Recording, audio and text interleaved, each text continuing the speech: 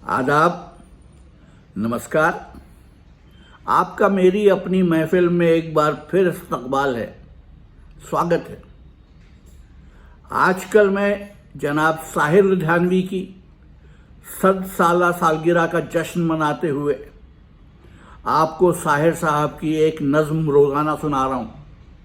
आज जो नज़्म सुना रहा हूँ उसका उन्वान है इंतज़ार।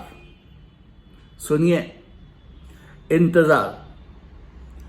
चांद मध्यम है, आसमां चुप है, नींद की गोद में जहां चुप है।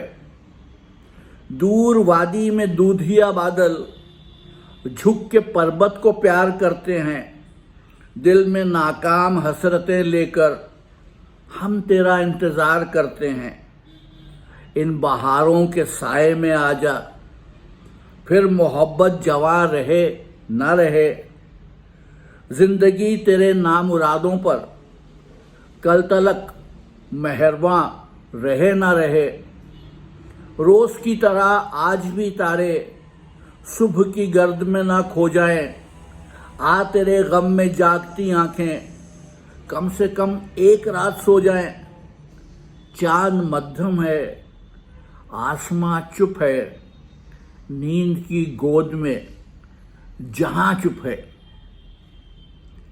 कल फिर आऊंगा, आपको एक और नज़्म सुनाऊंगा। तब तक के लिए इजाज़त दीजिए। आदाब।